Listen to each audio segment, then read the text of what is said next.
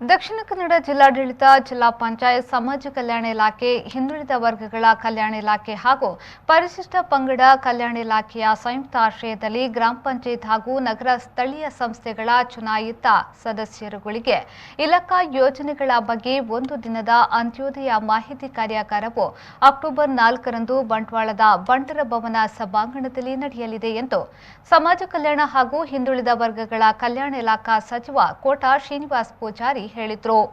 ಅವರು ಮಂಗಳೂರಿನಲ್ಲಿ ಸುದ್ದಿಗೋಷ್ಠಿ ನಡೆಸಿ ಮಾತನಾಡಿದರು।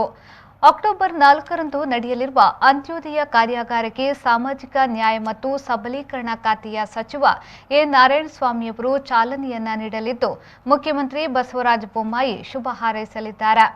ಅಂತ್ಯೋದಯ ಕಾರ್ಯಾಗಾರವನ್ನು ರಾಜ್ಯದ ಎಲ್ಲಾ ಜಿಲ್ಲೆಗಳಲ್ಲೂ ಆಯೋಜಿಸುವ ಯೋಜನೆ ಹಾಕಿದ್ದು, ಈಗಾಗಲೇ ಉಡುಪಿ ಜಿಲ್ಲೆಯಲ್ಲಿ ಈ ಕಾರ್ಯಕ್ರಮ ಯಶಸ್ವಿಯಾಗಿ ನೆರವೇರಿದೆ। ಇನ್ನು ಈ ಕಾರ್ಯಾಗಾರದಲ್ಲಿ ಜಿಲ್ಲೆಯ ಎಲ್ಲ ಗ್ರಾಮ ಪಂಚಾಯತ್ ಹಾಗೂ ನಗರ ಸ್ಥಳೀಯ ಸಂಸ್ಥೆಯ ಚುನಾಯಿತ ಸದಸ್ಯರು, ಉಪಾಧ್ಯಕ್ಷರು, ಸದಸ್ಯರು ಭಾಗವಹಿಸಲಿದ್ದಾರೆ। ಮಾತ್ರವಲ್ಲದೆ ಈ ಕಾರ್ಯಾಗಾರದಲ್ಲಿ ನಮ್ಮ ಇಲಾಖೆಯ ಕಾರ್ಯ, ಇಲಾಖೆಯ ಯೋಜನೆ, ಆನ್ಲೈನ್ ಅರ್ಜಿ ಮತ್ತು ಇತರ ಕಾರ್ಯಕ್ರಮಗಳ ಬಗ್ಗೆ ಸಂಪೂರ್ಣ ಮಾಹಿತಿ ಮತ್ತು ಸಂವಾದ ಕಾರ್ಯಾಗಾರ ನಡೆಯಲಿದೆ। ಕಾರ್ಯಾಗಾರಕ್ಕೆ ಸಾರಿಗೆ ಮತ್ತು ಪರಿಶಿಷ್ಟ ವರ್ಗಗಳ ಕಲ್ಯಾಣ ಇಲಾಖೆಯ ಸಚಿವರಾದ ಬಿ ಶ್ರೀರಾಮುಲು ಅವರು, ಮೀನುಗಾರಿಕಾ ಬಂದರು ಒಳನಾಡು ಜಲ ಸಾರಿಗೆ ಸಚಿವ ಎಸ್ ಅಂಗಾರ, ಜಿಲ್ಲೆಯ ಎಲ್ಲ ಶಾಸಕರು ಭಾಗಿಯಾಗಲಿದ್ದಾರೆ ಎಂದು ಹೇಳಿದರು।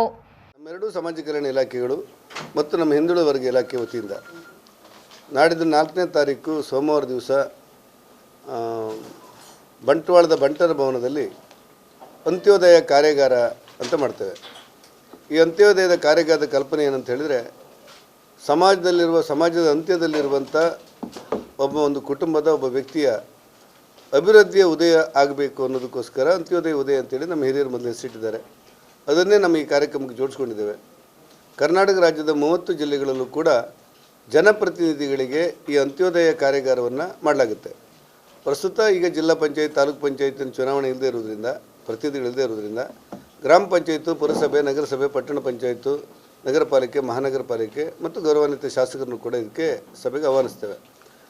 ಬೆಳಗ್ಗೆ 10 ಗಂಟೆಗೆ ಸಭೆ ಉದ್ಘಾಟನೆ ಆಗುತ್ತೆ। ಎಲ್ಲ ಕಾರ್ಯಕ್ರಮದಲ್ಲೂ ಒಂದೇ ರೀತಿ ಇರುತ್ತೆ। ಉದ್ಘಾಟನೆಯ ನಂತರ ಈ ಕಾರ್ಯಾಗಾರವನ್ನು ಪ್ರಾರಂಭ ಮಾಡ್ತೇವೆ। ಕಾರ್ಯಾಗಾರದಲ್ಲಿ ನಮ್ಮ ಸಮಾಜ ಕಲ್ಯಾಣ ಇಲಾಖೆಯಲ್ಲಿ ಸಿಗುವಂಥ ಮತ್ತು ನಮ್ಮ ಎಲ್ಲ ನಿಗಮಗಳಲ್ಲಿ ಸಿಗುವಂಥ ಸವಲತ್ತುಗಳ ಮಾಹಿತಿಯನ್ನು ಒದಗಿಸಲಾಗುತ್ತೆ ಮತ್ತು ಆ ಸವಲತ್ತುಗಳಿಗೆ ಅರ್ಜಿ ಕೊಡಬೇಕು, ಯಾವ ರೀತಿ ಆನ್ಲೈನಲ್ಲಿ ಅರ್ಜಿ ಕೊಡಬೇಕು ಅನ್ನೋದು ಕೂಡ ಅವರಿಗೆ ಕೊಡುವಂಥ ಜನಪ್ರತಿನಿಧಿ ಹೇಳುವಂಥ ಕೆಲಸಗಳನ್ನು ಮಾಡ್ತೇವೆ। ಅದನ್ನು ಯಾವ ರೀತಿ ಫಾಲೋಅಪ್ ಮಾಡಬೇಕು ಅಂತೇಳಿ ಮಧ್ಯವರ್ತಿಗಳ ಸಮಸ್ಯೆಗಳಿಲ್ಲದೆ, ಉಪಟಳವಿಲ್ಲದೆ ಫಲಾನುಭವಿ ಅಥವಾ ಫಲಾನುಭವಿಗಳಿಂದ ಆಯ್ಕೆಯಾದ ಸ್ಥಳೀಯ ಜನಪ್ರತಿನಿಧಿಗಳು ಆನ್ಲೈನ್ ಮೂಲಕ ಯಾವ ರೀತಿ ಅರ್ಜಿ ಹಾಕಬಹುದು ಮತ್ತು ಅದಕ್ಕೆ ಎಷ್ಟು ಗುರಿ ಇರ್ತದೆ, ಒಂದು ಜಿಲ್ಲೆಗೆ ಎಷ್ಟು ಗುರಿ ಇರ್ತದೆ ಅನ್ನೋದನ್ನು ಕೂಡ ಹೇಳಲಾಗುತ್ತೆ। ಹೀಗೆ ನಮ್ಮ ಪರಿಶಿಷ್ಟ ಪಂಗಡದ ಇಲಾಖೆ, ಪರಿಶಿಷ್ಟ ಜಾತಿ ಇಲಾಖೆಗಳು ಅಂದರೆ ಸಮಾಜ ಕಲ್ಯಾಣ ಇಲಾಖೆ ಮತ್ತು ಹಿಂದುಳಿದ ವರ್ಗ ಇಲಾಖೆಯಲ್ಲಿ ಈ 3 ವಿಭಾಗಗಳಲ್ಲಿ ಕಾರ್ಯಾಗಾರವನ್ನು ಮಾಡಿ ಅವರಿಗೆ ಮಾಹಿತಿ ಕೊಡುವಂಥ ಕೆಲಸಗಳು। ಈ ಸಂದರ್ಭ ಸುದ್ದಿಗೋಷ್ಠಿಯಲ್ಲಿ ದಕ್ಷಿಣ ಕನ್ನಡ ಜಿಲ್ಲಾ ಬಿಜೆಪಿ ಪ್ರಧಾನ ಕಾರ್ಯದರ್ಶಿ ಸತೀಶ್ ಕುಂಪಲ, ಜಿಲ್ಲಾ ಬಿಜೆಪಿ ವಕ್ತಾರ ಜಗದೀಶ್ ಶೇಣವ, ಸಮಾಜ ಕಲ್ಯಾಣ ಇಲಾಖೆಯ ಜಿಲ್ಲಾ ಮಟ್ಟದ ಅಧಿಕಾರಿ ಯೋಗೀಶ್, ಹಿಂದುಳಿದ ವರ್ಗಗಳ ಜಿಲ್ಲಾ ಮಟ್ಟದ ಅಧಿಕಾರಿ ಸಚಿನ್ ಕುಮಾರ್ ಉಪಸ್ಥಿತರಿದ್ದರು।